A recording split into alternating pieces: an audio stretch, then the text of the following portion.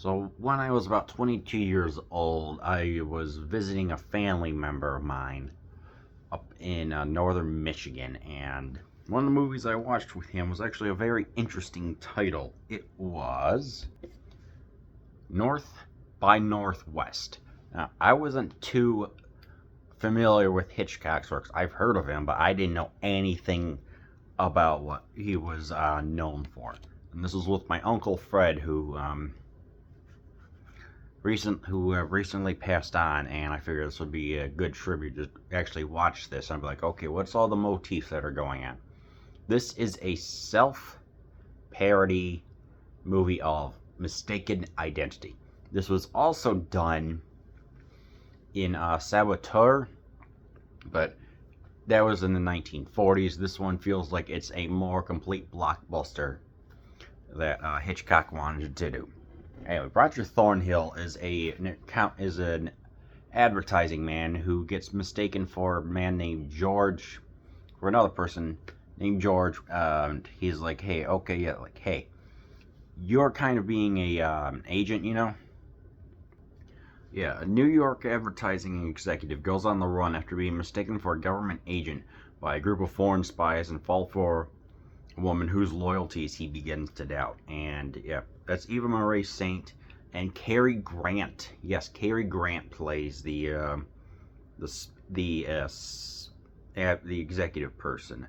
While filming Vertigo, Sir Alfred Hitchcock describes some of the plot of this project to frequent Hitchcock leading man and Vertigo star James Stewart, who naturally assumed that Hitchcock meant the cast in the Roger Thornhill role was eager to play it. Actually, Hitchcock wanted Cary Grant, yes, Archibald Leach himself, to play the role. By the time Hitchcock realized the misunderstanding, Stewart was so anxious to play Thornhill that rejecting him would cause a great deal of disappointment.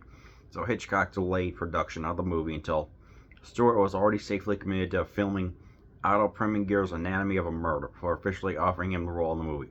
Stewart had no choice but to turn down the offer, allowing Hitchcock to cast Grant, the actor he wanted all along.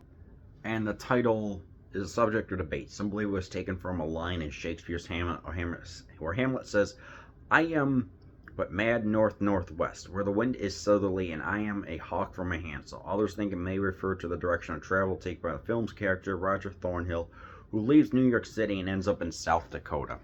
Yeah, if I had to guess, it's the north by northwest direction. It's just meant to it's a direction that doesn't have any sensible way, and movie just goes on in a most unpredictable way, and that's what this is. It's an unpredictable kind of motif that this actually came out before James Bond, surprisingly, before the whole spy craze. So this is kind of just like a way of saying, hey, let's just have this ironic sense of humor, in the sense of the mistaken identity, and this George Kaplan character, that a non-existent spy who's always around. It's like, yeah, let's try and have the mistaken identity thing, and it's like, yeah, and let's have Eva Marie Saint, who is the actual spy. I was like trying to protect her in order to recover some incriminating evidence against Van Damme, not Rod or Jean-Claude, just so everyone knows. This feels like the bombastic, epic, most complete way how to get someone into Alfred Hitchcock. You know, it's like, it's the perfect way because it's got all the motifs. It's got a man who's close to his mother. You've got the mistaken identity. You have the woman who's there of dubious integrity, I guess would be the word. And this movie is so expertly done. It's got a 97% on the IMDb. I mean, I was just watching this, and it's just like, just the scope and scale of everything. Just, it's like, some of the stuff is done on a sound stage, but there's some stuff that was kind of shot like maybe in the outskirts of LA or whatever. So it's just, what makes it work for me, what I enjoyed the most, was just all the locations, because this movie is fluid. It's always moving. It's always just taking you from one area to another area, and it's like, just astonishing just to see how there's this new actor who Cary Grant, of course, was in Operation Petticoat and Father Goose, but at the same time, let's get him inside. Let's get him inside this amazing role where he can be great with words, but at the same time, he knows how to disrupt a gallery auction of paintings, trying to find out trying to get to this Van Damme person is, and I mean, just that scene alone where he's trying to do $13 for a painting when everyone else wants $1,200, So it's just that scene, which is both funny, but at the same time, it's interesting to see the anger that he does. So I don't know. Of course, there's the even like there's also another scene where with the mistaken identity, it's like, hey, we're going to go and bill this guy by giving him, what was that, a pint of bourbon, if I'm not mistaken, force him to drive.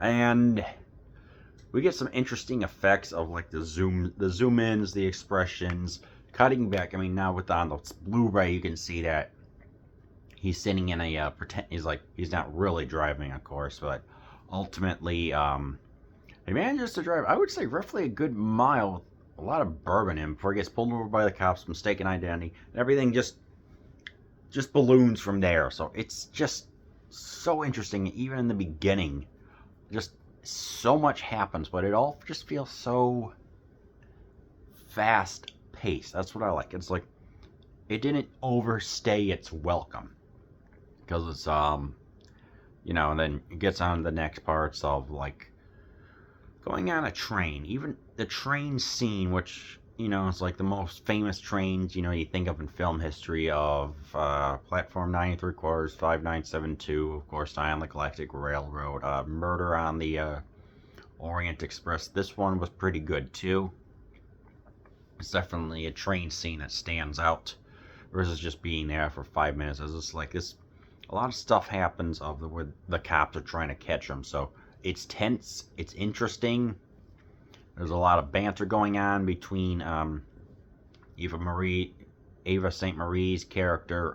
It's so good. And yes, I am getting to that soon. The Bernard Herrmann score is fantastic, in the sense of just making this a lively. There's a lot of brass. There's the brass section that's going on, and a little bit of the woodwinds. It's not just like violins or anything like that. This is the theme. There's also used in North by North-Quahog, the Family Guy affectionate tribute parody, a tribute, if you will. Even right down to what was supposed to be called, I wonder if I could ever get Cary Grant and have him hide in Abe Lincoln's nose. The movie would be called The Man in Lincoln's Nose. That was actually referenced in Family Guy. That's a deep cut, and I like that. I mean, that episode alone is great. And of course, there's also the crop dusting scene. What is that? Roughly an hour and 16 minutes in, where Roger is waiting for the George guy to meet him. Ultimately, doesn't. When the guy says, "Boy, it's interesting how there's this crop dusting plane, even though there are no crops around here." So, of course, the plane comes in, nearly pretty much just eliminates our hero. So then he hides in the cornfield, and then just dusts with whatever. And it's just, if you've seen the scene, you know what I'm talking about. It was also done in James Bond, I think the first one or something like that. Ultimately, there's the climax atop Mount Rushmore, and that is a scene. Oh my word! Just the ascending and descending around the presidents, and it's even the house that's there. I'm just like, this is just absolutely incredible. Just what they do when they're just navigating it. It's like, hey, Van Damme's going to be fleeing the country over, where is that, Russia. So there's a little bit of a Cold War motif going on, but it's so slight it doesn't really matter. And just the house it's just so expertly done. that I really cannot find any flaws with it. It's like just the iconic scene of 10, 15 minutes where they're just going through the house, um, scale like navigating Mount Rushmore, and then ultimately they both get married in the end. And there's a motif of, and then there's a train going through a tunnel in which Hitchcock said, "Oh, I pulled a naughty." So yeah, it's like this movie has been analyzed by smarter people than me, but ultimately this is just kind of a self parody of Hitchcock and maybe some thrillers that were going on at the time. The plot is nonsensical, but it's also logical at the same time, which truly does make this definitely, I think, like the top five Alfred Hitchcock movies of all time. So I recommend you watch North by Northwest.